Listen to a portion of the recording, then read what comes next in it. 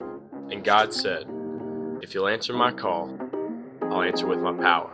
Welcome to the Generation on Fire podcast.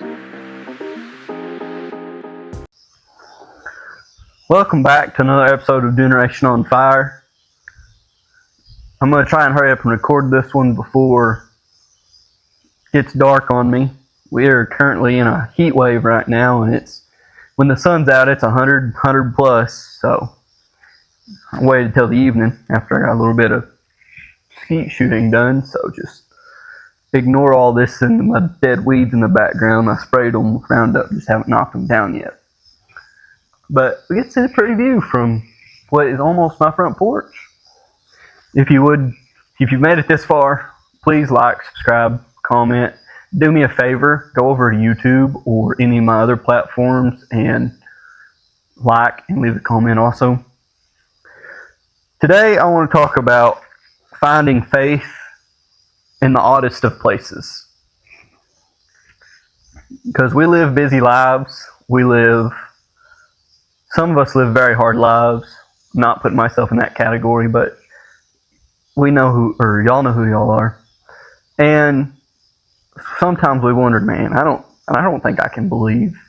Or we'll get in the middle of a storm and just be overwhelmed and get down on ourselves and say, God, I don't know anymore. And today I want to read a story about a man who I believe was in that moment. If you would, if you would, go ahead and turn to Luke 7, verse 1.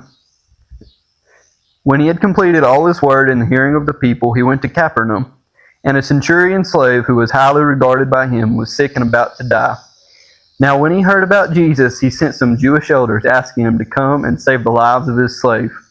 And when they come to Jesus, they were earnestly pleading with him, saying, He is worthy for you to grant this to him, for he loves our nation, and it was he who built our synagogue.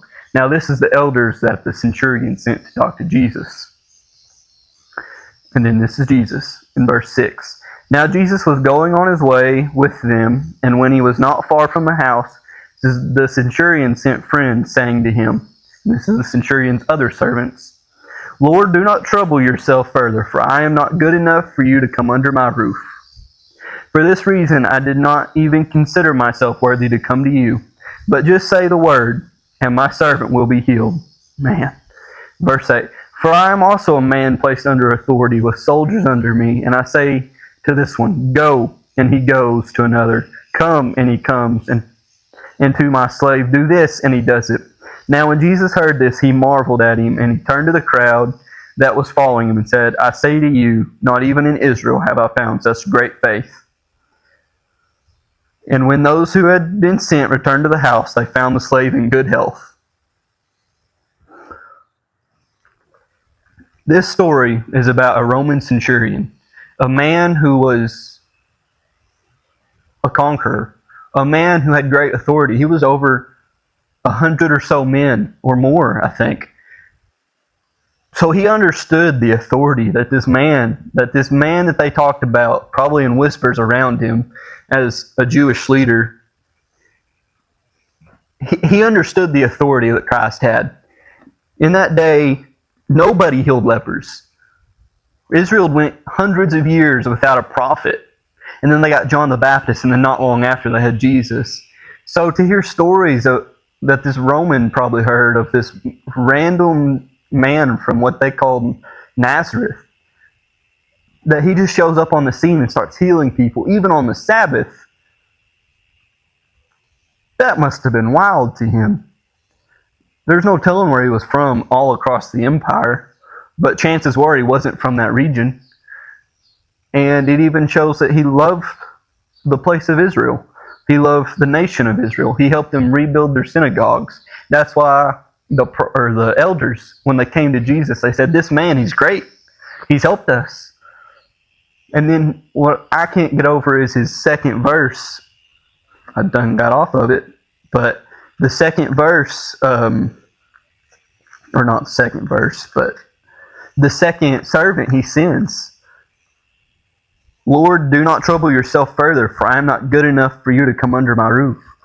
How many times are we in a situation or in a circumstance when we're just so overwhelmed? And I hope it's not getting too dark, so I'm going to have to hurry up and wrap this up. But how many times we find ourselves overwhelmed and defeated, saying, God, don't even worry about it anymore. You're late. You've missed it. I'm tired. What looks like my need is done, too far gone.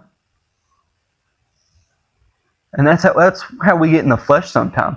But if we just have a little bit of faith, like the centurion,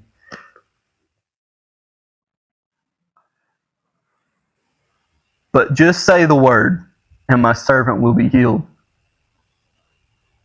See, this centurion never met Jesus face to face. That's his second servant talking to him. He sent someone between him and Jesus and said, man, if you'll just tell this man called Jesus that does these miracles, he is the Son of God. I believe it. From everything I've heard and everything I've seen, he has authority and power over everything. If he just says one word, life will be put back in my servant. My servant will be healed. If we would have the slightest amount of faith to not quit trusting in God, there's no telling what he can do in our lives. Many times God gives us trials and tribulations just so we'll trust him just a little bit more. We'll stretch that faith just a little bit wider. We'll trust him in a little bit more of that area. So be like the centurion today, tomorrow, and forever. Give God a little bit of faith. Believe he can do what he says he'll do and what he's done before. Some moo cows up on the hill.